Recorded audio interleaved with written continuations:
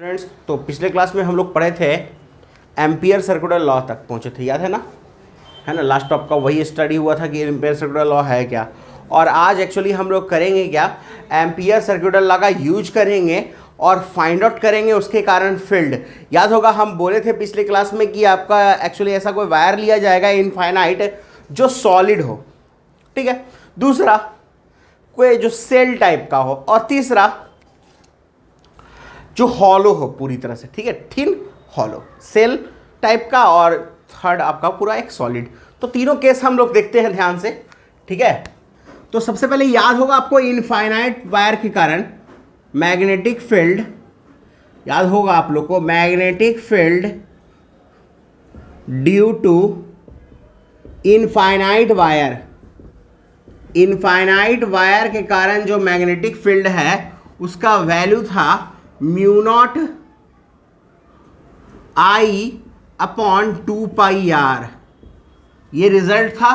अगर मेरा कोई इनफाइनाइट वायर ले ले और हमसे जिसमें करंट आई जा रहा हो और r डिस्टेंस पे हमसे अगर कोई पूछेगा कि यहाँ पे मैग्नेटिक फील्ड कितना है, तो इस पॉइंट P का मैग्नेटिक फील्ड हम कितना बताएंगे, mu naught I upon 2πr। Clear है, ये रिजल्ट है हमारा। अब डायरेक्शन भी निकालने के लिए आपको याद है ही कि डायरेक्शन कैसे निकालते थे। अब सोचो यहाँ पे डायरेक्शन अगर निकालना हो तो इस तरह से, मतलब ऐसे होगा ना, इनवर्ट डायरेक्शन होगा। ये तो रिजल्ट याद है आपको। अब इसी कंडीशन को यूज करेंगे और एम्पियर सर्कुलर लॉ का वैल्यू यूज करेंगे जो हम लोग निकाले थे, B D L is equal to mu not I. हाँ, तो चलो फाइंड आउट किया जाए magnetic field.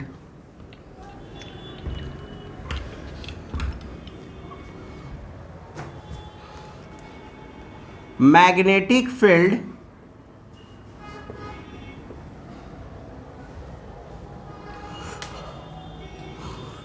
Due to infinite hollow cylindrical wire,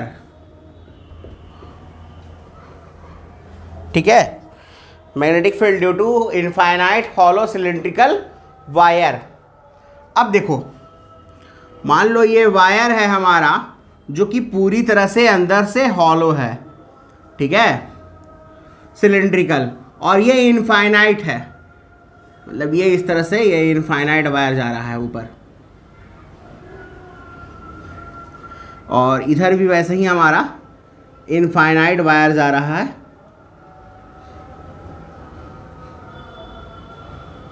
ठीक है। और हमको फाइंड आउट करना है। तो जरा ध्यान से सोचो, अगर ये हॉलो वायर है, इसका मान लो ये रेडियस r है, ठीक है, तो तीन केस के लिए हम लोग फील्ड निकाल सकते हैं। पहला r ग्रेटर देन r के लिए, दूसरा r लेस देन r के लिए, एक्चुअली इक्वल टू कर देते हैं, और तीसरा r लेस देन r के लिए। ये तीन केस में हम लोग फील्ड फाइंड आउट कर सकते हैं, है ना। चलो ठीक है। अब ग्रेटर देन r के लिए अगर हम बात करें, यानी कहने का मतलब अगर हम इस तरह से अगर कोई पॉइंट P ले ले जो r डिस्टेंस पे है, तो होगा क्या, जब इसके कारण हम एक अगर एम्पेरियन लूप क्रिएट करेंगे,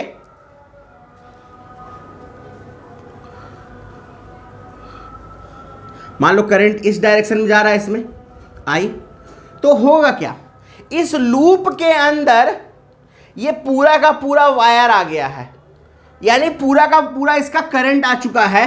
तो इस केस में क्या होगा, इंटीग्रेशन बी डी एल, ठीक है। तो लूप का डायरेक्शन ही हमने इधर ले लिया है और बी का भी डायरेक्शन आपका इनवर्ड ही है, तो बी और डी एल के बीच का एंगल 0 डिग्री, तो B D L cos 0 degree कह सकते हैं, इक्वल्स हो जाएगा म्यू नॉट आई, और कॉस 0 वैल्यू 1 होता है, और डी एल को इंटीग्रेट करेंगे तो उसके पूरे रेडियस के इक्वल आएगा, यानी रिजल्ट क्या हो जाएगा, बी का mu naught I upon 2πr। आप इसको अगर नहीं भी एम्पेरियन लूप लेते तो भी समझ सकते थे। क्या समझते हैं, देखो अब तो ध्यान से फील करो इस बात को कि एक्चुअली एक फील्ड आया किसके कारण, पूरे वायर के कारण। और पूरा वायर की ये r डिस्टेंस के अंदर पूरा का पूरा वायर तो आ ही जा रहा है, तो सिंपल हमको वायर के कारण फील्ड निकालना था, वो हमने निकाल लिया।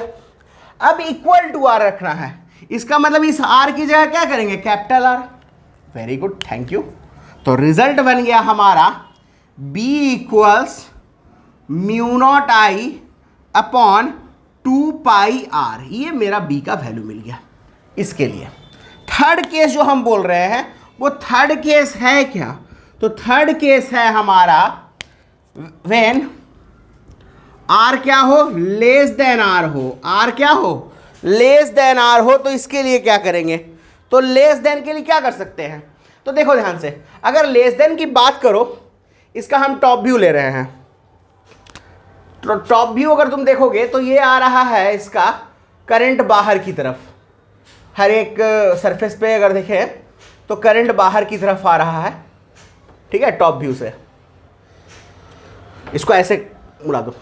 अब देखो क्या होगा, इसके अंदर अगर हम लेंगे r लेस देन r के लिए, इसके अंदर अगर r लेस देन r के लिए एक लूप अगर हम कंसीडर करेंगे तो होगा क्या कि इस लूप में कोई करंट ही नहीं है, यानी यहां पे क्या है, I इनक्लोज्ड 0 है। और अगर I इनक्लोज्ड 0 है तो ये 0 होगा, ये 0 होगा। और b into 2πr is equal to 0, तो b का वैल्यू भी क्या हो जाएगा, 0। तो b क्या हो जाएगा, 0। समझ में आया। Same process, b dl cos 0 degree mu naught i। Very good. I enclose 0, तो 0 का इंटू 0। अब इसका इंटीग्रेशन 2πr लिखोगे, 2πr से डिवाइड में आएगा, 0 बाई समथिंग 0। क्लियर है, नोट करो इसको।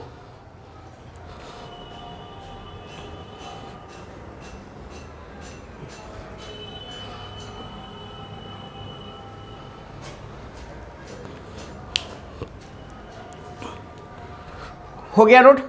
अब जरा सोचो एक चीज को कि अगर कोई कहे तुमसे इस केस में कि भाई b का r के साथ ग्राफ क्या होगा, b का r के साथ ग्राफ क्या होगा, तो अगर तुम ध्यान से देखो तो हो क्या रहा है, जहां तक हम इसके सरफेस के अंदर हैं, सरफेस के अंदर जहां तक हैं वहां तक फील्ड क्या है, 0। यानी 0 से लेके, यानी इसके सेंटर से लेके रेडियस तक फील्ड 0। लेकिन उसके बाद जैसे ही सरफेस पे पहुंचे हैं हम, एक फील्ड हमको मिला है जिसका वैल्यू है mu not I upon 2πr।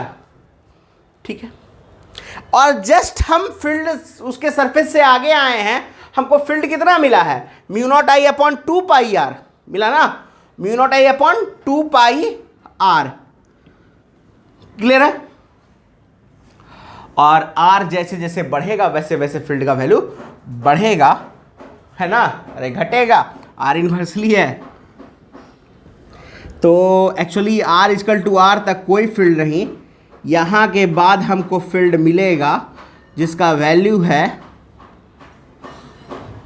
Mu naught I upon 2πr, और यहां के बाद डिक्रीज करेगा, सॉरी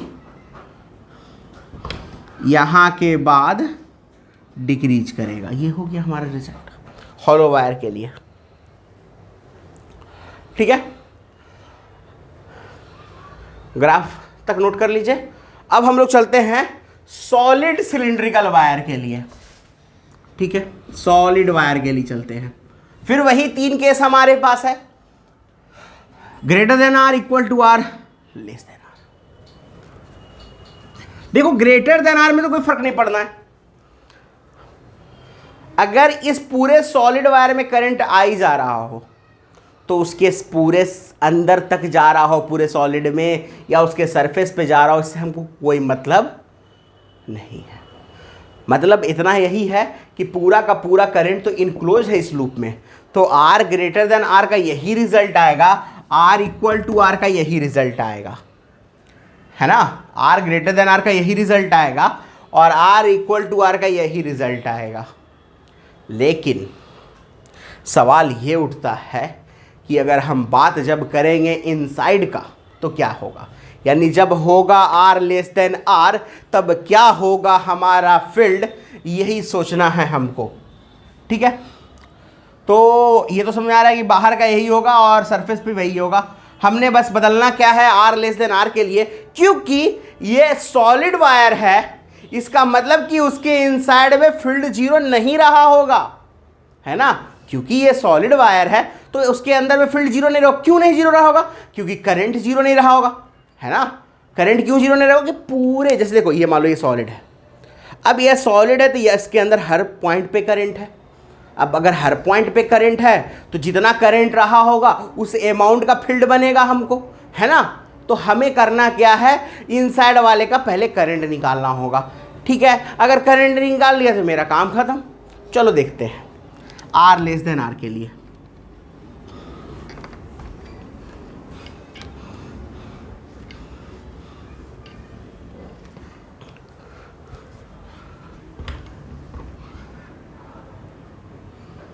इसका कोई ज़रूरत तो है नहीं, हटाओ इसको।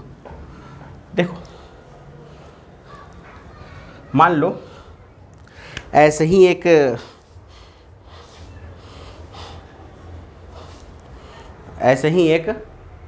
हम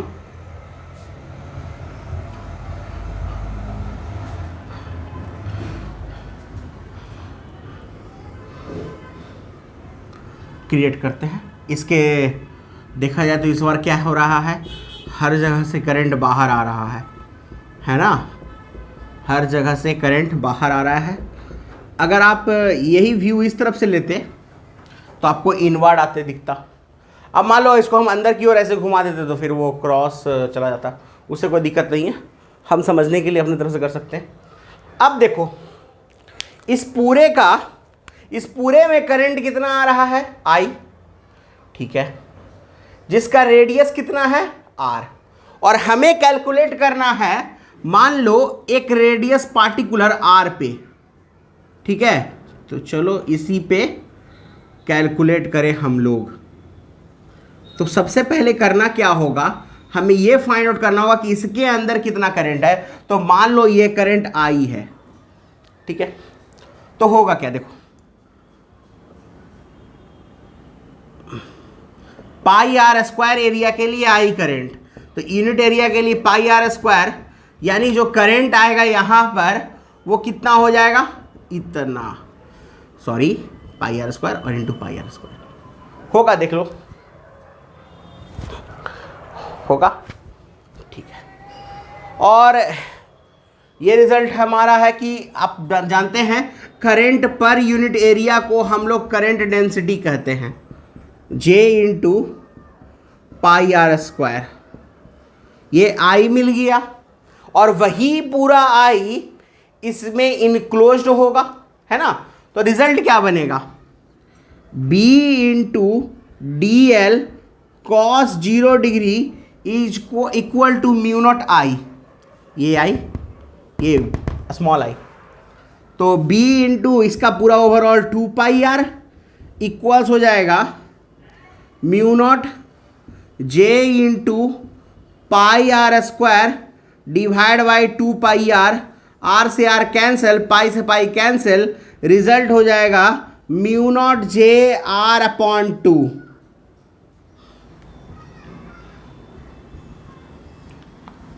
J भी लिख सकते हैं, अगर J नहीं है, अगर आपके एग्जाम में क्वेश्चन में दिया हुआ हो I, तो आप क्या यूज करेंगे, J की जगह I upon pi R square, यानी ये रिजल्ट ऐसे भी लिखा जा सकता है B equals mu not I R upon 2 pi R square. Result is same but different is तनी मनी, मतलब कि एक्चुअली J की जगह I यूज कर लिए हैं। नोट करिए इसको।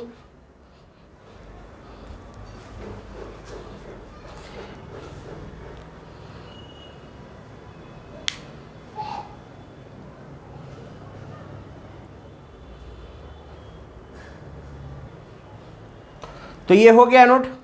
अब मान लो इसमें बी आर ग्राफ बनाने कहता तो क्या करते हैं हम लोग, तो जरा ध्यान से देखो इनसाइड वाले का फील्ड कितना आया था, देखो बदलना तो सिर्फ इनसाइड वाले का ही है क्योंकि आउटसाइड वाले का और सरफेस का रिजल्ट आपने देखा है सेम था, यानी बदलना किसको है, इनसाइड वाले को, क्योंकि वैल्यू कुछ और आया है, जीरो नहीं आया, अदर देन जीरो है। अब देखो रिजल्ट क्या है, mu not I R upon 2 pi R square, ठीक है, I constant, R square constant, pi constant, 2 constant, mu not constant, यानी बदला क्या भाई, बदला ये है कि अगर हम ध्यान से देखें आर का वैल्यू बदले बी का वैल्यू बदल जाएगा, ये समझा, अगर आर का वैल्यू चेंज कर दे बी का वैल्यू चेंज कर देगा, आर को इंक्रीज करो बी इंक्रीज करेगा, आर डिक्रीज करो वी डिक्रीज करेगा, यानी B is directly proportional to R. ये हो गया इसका ग्राफ।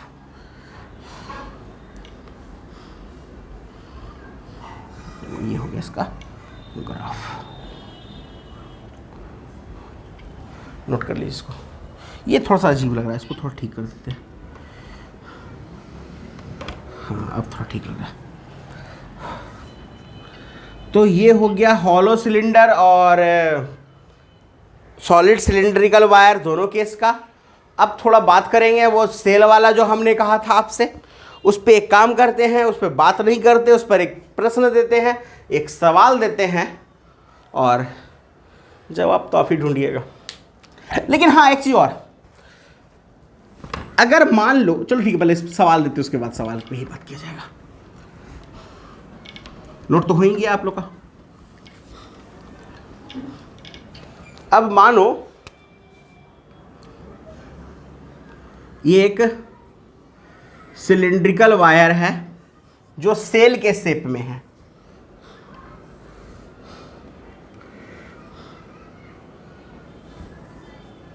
सिलिंड्रिकल वायर है जो सेल के शेप में है, इसका इनर रेडियस ए है और आउटर रेडियस बी है। इनर रेडियस क्या है, ए है, आउटर रेडियस क्या है, बी है।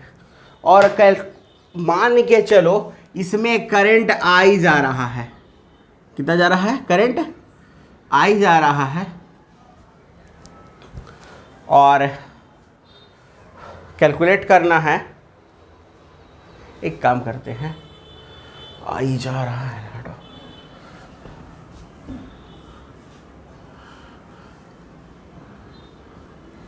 मान लो जे है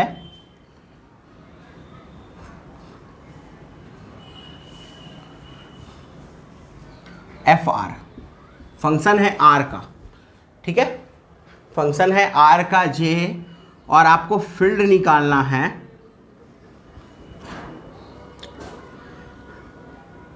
एक पार्टिकुलर डिस्टेंस आर पे, ठीक है, और आर जो है वो ए से लेके बी के बीच में है, बताइए। और आप, हाँ चलो पहले इसी का इतना ही करो ना सॉल्व, उसका फिर आगे देखेंगे।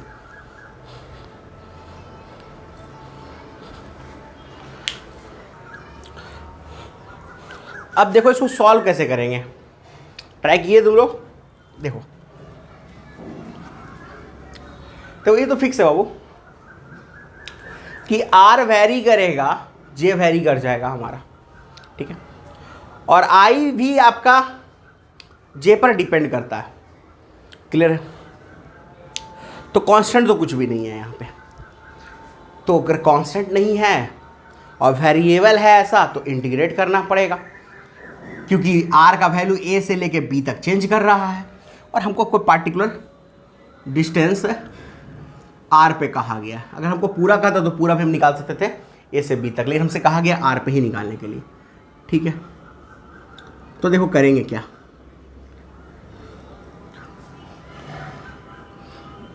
कोई पॉइंट मान लो कि आर पे, ठीक है। अब हम करेंगे क्या, यहाँ पे एक छोटा एलिमेंट लेंगे, क्या लेंगे, एक छोटा एलिमेंट लेंगे,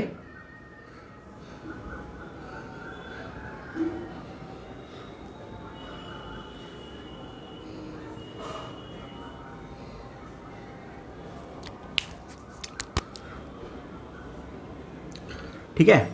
ये एलिमेंट होना चाहिए आर रेडियस का और डी आर थिकनेस का, ठीक है।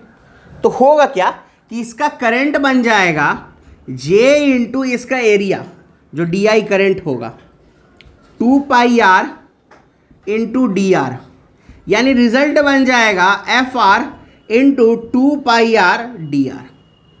ठीक है, अब मान लो हमें फील्ड निकालना हो बी। ठीक है, तो इस डी आई के कारण तो फील्ड निकाल सकते हैं हम लोग। Mu not I upon 2 pi R. ठीक है, डी आई डी बी। तो बी निकालने के लिए क्या करना होगा, मान लो आर डिस्टेंस पे निकालना था ना, तो 2 पाई आर रहेगा, करंट वेरी कर रहा है ना, तो 2 पाई आर करंट को इंटीग्रेट कर लेंगे हम लोग कहाँ से कहाँ तक, जीरो से लेके जीरो नहीं, वो ए से लेके आर तक।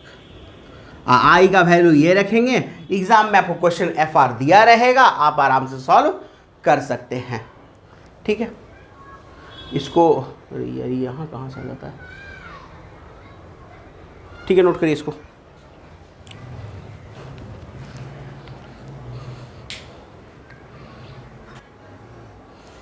ठीक है, ये हो गया नोट। चलो मिटा दे इसको। तो इस तरह से का बहुत सारा क्वेश्चन पूछा जा सकता है। यही सेम क्वेश्चन उस तरह के सॉलिड में भी पूछा जा सकता था। सेल में जैसे हमने पूछा तो वहाँ इंटीग्रेशन जीरो से लेके आर तक करते। जैसे यहाँ हमने ए से आर क्यों किया, क्योंकि इनिशियल रेडियस ए है, फाइनल हमारा आर है, वहाँ जीरो से लेके आर तक करते। तो जैसा क्वेश्चन वैसा सॉल्यूशन। अब देखिए, मान लो एक सिलेंड्रिकल वायर का ये टॉप व्यू है। ठीक है, और टॉप व्यू ऐसा है कि करंट अंदर जा रहा है,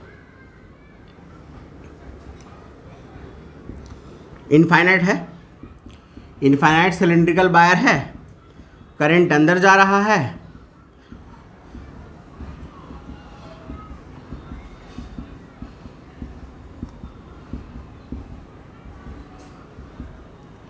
और इसका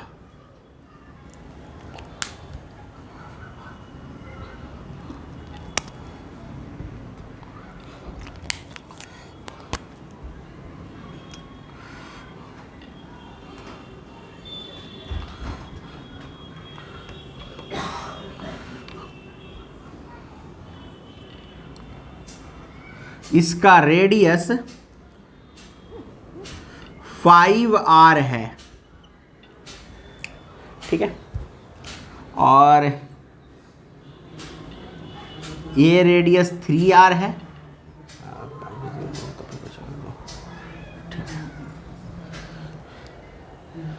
और कह रहा है ये 5 3 बच रहा है, बाहर किसी एक पॉइंट में जो इस कुछ 8r मान लो डिस्टेंस है।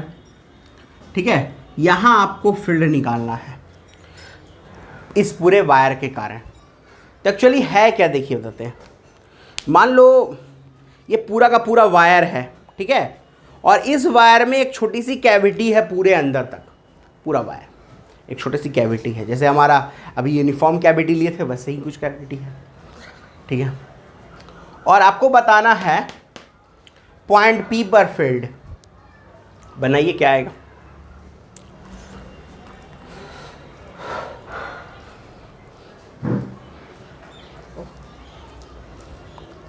इस तरह के कैविटी वाले क्वेश्चन में कैसे सॉल्व करते हैं। इस तरह के कैविटी वाले क्वेश्चन में हम एक ही तरह से सॉल्व करते हैं कि पहले मान लेते हैं ये पूरा का पूरा कैविटी लेस है। ठीक है, मतलब ये पूरा भरा हुआ है और तो उसका कारण भी है, यहाँ कोई ये जो कैविटी इसमें कोई करंट नहीं।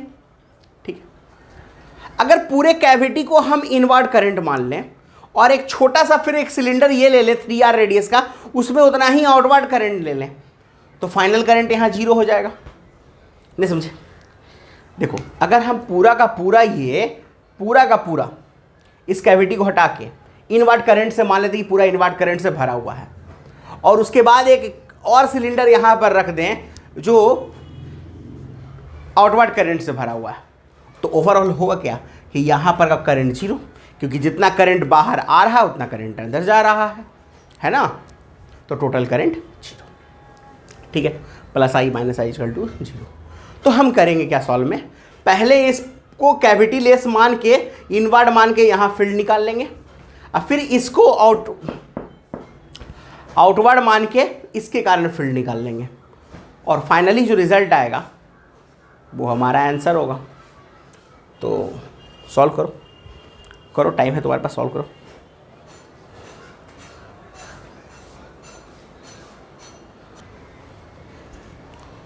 हो गया सॉल्व? नहीं हुआ? चलो देखते हैं।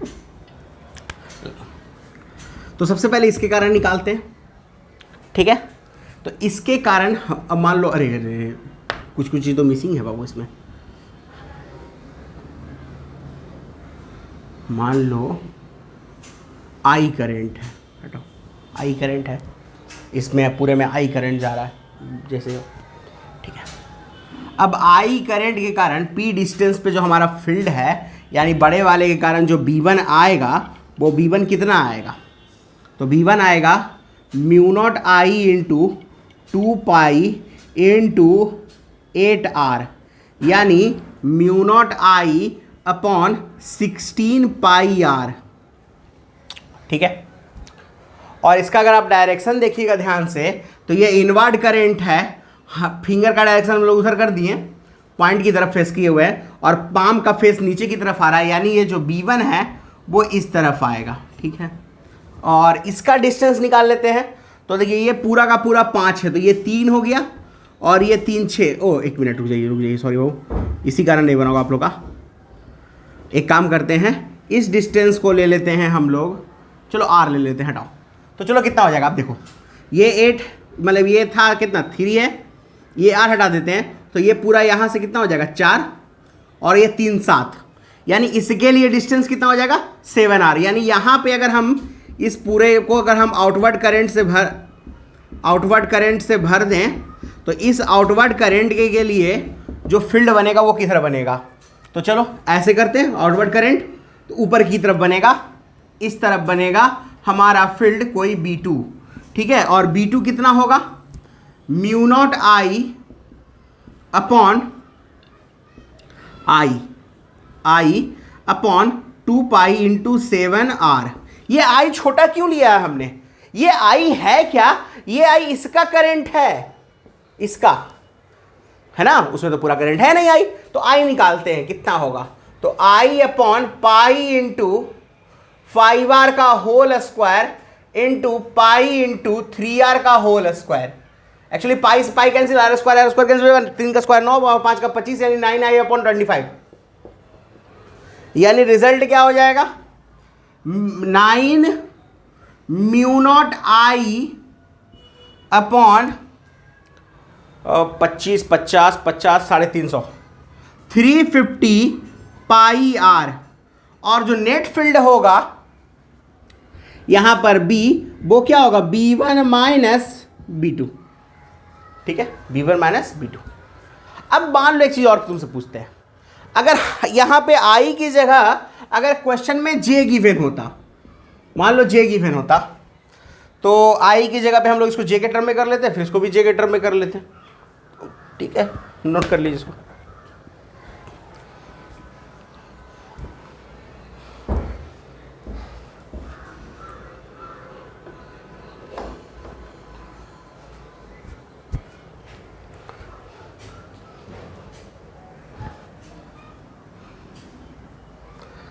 बन जाएगा अब, ठीक है। अब मान लो इसको R कर देते हैं, EV R ही है, ठीक है, तो R 2R बाकी वो 3R हो जो भी होगा। और इसके अंदर कोई पॉइंट है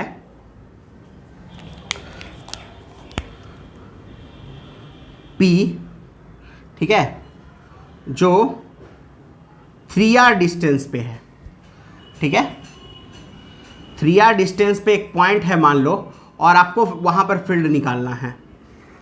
एक काम करते, रुको ऐसे कर देते हैं, सॉरी,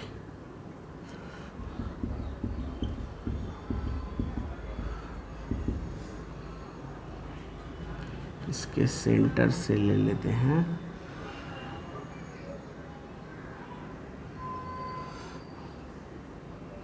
ये R और ये 2R, तो यहाँ से ले लेते हैं, ये तो 5R है ही हमारा। हाँ, यहाँ से ले लेते हैं वो हम लोग 4R डिस्टेंस पे। ठीक है, मान लो ये पॉइंट P जो है वो कितने डिस्टेंस पे है, 4R डिस्टेंस पे है, और आपको बताना है फील्ड। J है आपका वो करंट डेंसिटी, बताइए।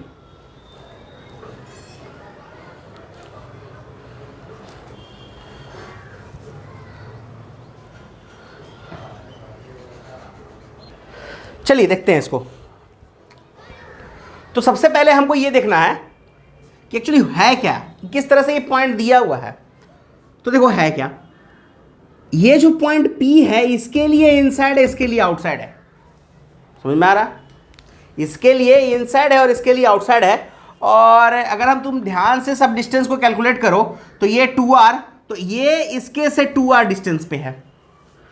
क्लियर है? यानी बड़े वाले के लिए 2R डिस्टेंस पे है और इनसाइड में है, तो उसका फील्ड तो वही होगा इनवर्ड डायरेक्शन में। देखो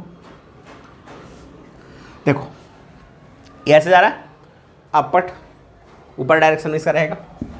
ठीक है, और इस वाले का नीचे डायरेक्शन रहेगा। देखो ध्यान से, इसके लिए बात करते हैं, इस वाले के लिए करंट इनसाइड और पॉइंट इधर देखो फेस किया हुआ है ऊपर की ओर इसका फील्ड, और इसका फील्ड क्या आएगा, करंट बाहर की ओर, पॉइंट की तरफ फिंगर रखे हुए, पाम नीचे की ओर, यानी इसका फील्ड इन डाउनवर्ड आएगा। तो चलो पहले B1 लिखते हैं। तो पहले आप ये याद करो कि फील्ड का फॉर्मूला ही क्या लिखवाया था हमने। तो फील्ड का फॉर्मूला लिखवाया था, पता नहीं हमको याद नहीं है, तुम लोग याद है क्या? ठीक है, μ0 JR/2 था कुछ लगता है। ठीक है, तो μ0 JR, हाँ अब R मतलब क्या था, R यहाँ पर डिस्टेंस था। वेरी गुड, तो R यहाँ 2R है, ये R, ये छुटकू सा R और ये 2R, क्योंकि ये पूरा 4R है, ये पूरा 4R है, यहाँ से यहाँ तक के बीच का डिस्टेंस O' P 4R है। ठीक है, तो OP कितना हो गया, 2R हो गया। ठीक है, तो μ0 J इंटू 2R/2, 2 से 2 कैंसिल, μ0 JR, ये B1 आया। और ये एक्चुअली अगर हम ध्यान से देखें तो पहला जो फील्ड पॉइंट P पे आ रहा है B1, ये आ रहा है आपका डाउनवर्ड। ठीक है, अब इसके लिए तो फील्ड आउटवर्ड ही ऊपर ही आएगा, तो फिक्स ही है। अब B2 का वैल्यू निकालते हैं। ठीक है, B2 का निकालो, वैल्यू कितना आएगा सोचो। तो B2 है हमारा आउटसाइड, आउटसाइड के लिए क्या लेते हैं, टोटल करंट कर लो μ0 I, जो इसका करंट है, हमको तो पता नहीं इसका करंट क्या है, तो जो उसका करंट है I और डिवाइड बाई 2πr जो डिस्टेंस है। चलो ठीक है, तो B2 निकालते हैं। तो μ0 I, इसका छुटकू सा I बाई 2π, डिस्टेंस कितना है, तो 4R। अब सबसे बड़ा बात यह है हमारा कि I का वैल्यू रखे क्या, सवाल उठता है ना, I का वैल्यू क्या रखें। तो J दिया है हमको, I तो दिया नहीं है, तो क्या दिक्कत है भाई, J में इसका एरिया मल्टीप्लाई कर दो, I मिल जाएगा तुमको। सोचना क्या, अपने हाथ का कमाल है सब, करंट क्या अपने हाथ कमाल है। अब ज़्यादा मत सोच लेना। πr² डिवाइड बाई 8πr, ये बेचारा गया घर, ये बेचारा गया घर, और रिजल्ट आ गया μ0 JR/8। और ऑब्वियसली ये कम है, तो B1 से B2 घट जाएगा और वो हमको देगा नेट फील्ड, और उन दोनों में कॉमन कर लेंगे μ0 JR, और रिजल्ट हो जाएगा 1 - 1/8 और 7/8 आ जाएगा। चलो लिख ही देते हैं ना, जो ईजी है उसको लिखने में क्या दिक्कत है, जो टफ होता है उसको ना लिखने में दिक्कत होता है। उसमें ना छोड़ दिए थे हम, इसमें कैसे छोड़ दे। चलो नोट कर लो इसको।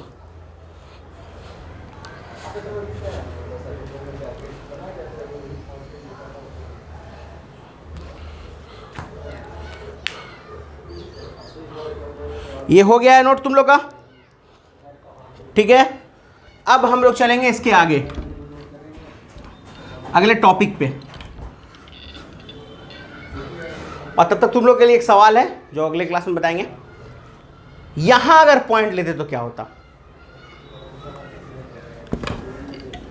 सोचना, मतलब दोनों के लिए इनसाइड, पहला बार दोनों के लिए आउटसाइड तो हम लोग देख ही लिए थे, दोनों के लिए इनसाइड, और मान लो दोनों के सेंटर के बीच का डिस्टेंस a है, दोनों के सेंटर के बीच का डिस्टेंस कितना है, बस इतना ही दिया कि दोनों के सेंटर के बीच का डिस्टेंस a है, और तुमको एक पॉइंट पे निकालना है जो इनसाइड रहेगा कैविटी के, नोट कर लेना, इनसाइड द कैविटी दोनों सेंटर के बीच का डिस्टेंस a है, जो भी है। हाँ, current J, density actually, current density J। अब आते हैं magnetic field due to moving charge, moving charge, इसके कारण क्या मैग्नेटिक फील्ड हो सकता है।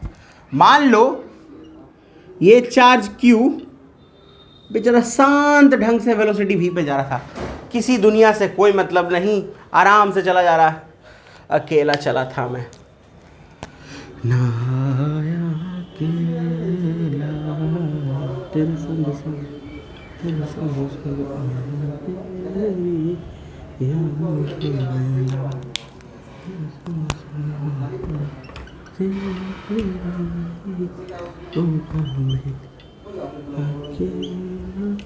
हाँ देखिए, चार्ज Q है, पॉइंट P से उसका डिस्टेंस R है, एंगल थीटा है V के साथ बना हुआ, और हमें फाइंड आउट करना है क्या, क्या करोगे, फील्ड निकालना है पॉइंट P पे।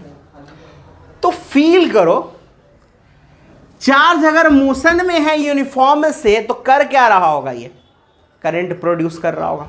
सवाल तो तुम्हारा अच्छा है, जवाब भी तुम्हारा अच्छा, करंट प्रोड्यूस कर रहा होगा। अब ये चूंकि हमने पॉजिटिव चार्ज लिया, करंट का डायरेक्शन इधर ही रहा होगा, है ना, वेरी गुड। तो इसको जरा रिप्लेस करें हम एक बार थोड़ा सा समझाने के लिए, आई से इसको रिप्लेस करें आई से, तो याद होगा जो फील्ड है हमारा,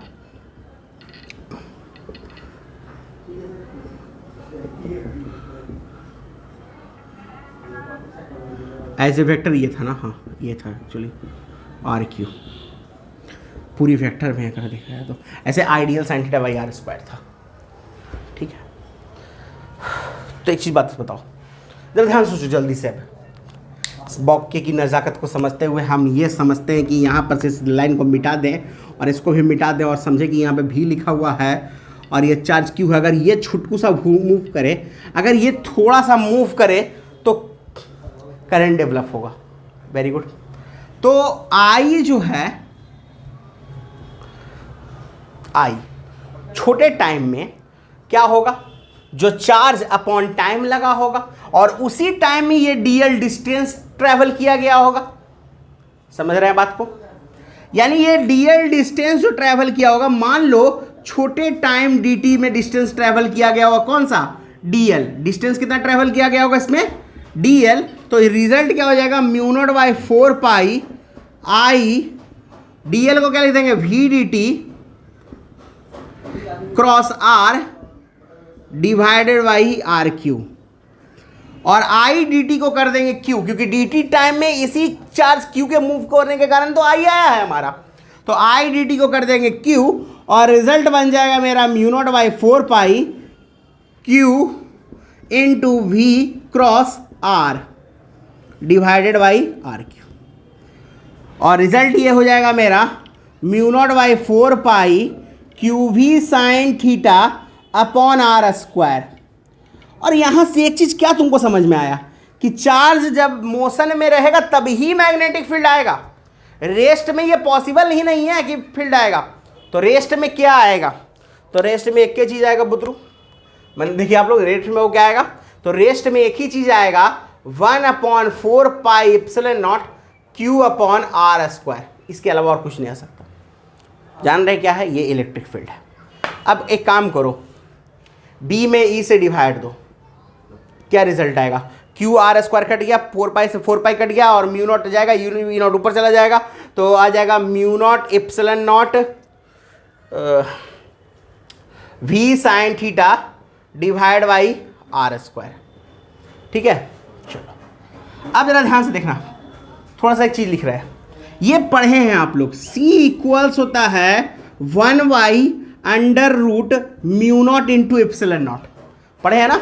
ठीक है, तो रिजल्ट क्या हो जाएगा, बी अपॉन ई इक्वल्स, अगर हम ध्यान से देखें म्यू नॉट इसको उल्टा करो तो अंडर रूट ऊपर जाएगा और ये 1/c होगा, रूट हटाएंगे तो 1/c² हो जाएगा। तो रिजल्ट क्या होगा, v sign theta upon c²। ये r² कहाँ से आ गया था, तुम भी बीच में कहाँ से आ जाता है, r² तो कट ही जाएगा, r² तो कट ही जाएगा, इसका भी उसका भी, हाँ ठीक है। अब इसको एक चीज़ और देखो, तो b को क्या लिख सकते हैं, ई भी साइन थीटा अपॉन c²। यानी अगर हम इसको वेक्टर फॉर्म में कन्वर्ट करें तो ये रिजल्ट है क्या, v क्रॉस ई या ई क्रॉस जो भी, मतलब v और e का ई क्रॉस प्रोडक्ट और सामने b। यानी रिजल्ट क्या मिला कि जो v क्रॉस ई का जो रिजल्टेंट है वो b है। इसका मतलब क्या हुआ कि इलेक्ट्रिक फील्ड और मैग्नेटिक फील्ड हमेशा परपेंडिकुलर होगा, और यही बात हम लोग आगे जाके पढ़ेंगे इलेक्ट्रोमैग्नेटिक वेव में, और फिर उसको हम लोग EMI में भी पढ़ेंगे, सेम चीज़ EMI में भी हमको मिलेगा, वहाँ भी हम आपको ये बताएंगे। तो यहाँ से क्या समझ में आ रहा है हमको कि electric field is perpendicular to the magnetic field. तो आज का क्लास हम यहीं पे ख़त्म करते हैं, अगले क्लास में देखेंगे क्या, अभी तो चार्ज घूम रहा, रुका हुआ है, मैंने चल रहा है, चार्ज को घुमाएंगे, ठीक है, फिर डिस्को को घुमाएंगे, फिर स्फेयर को घुमाएंगे, और इन सब के कारण हम लोग फील्ड कैलकुलेट करेंगे, लेकिन अगले क्लास में। तब तक के लिए पढ़ते रहो, स्टे होम, स्टे सेफ।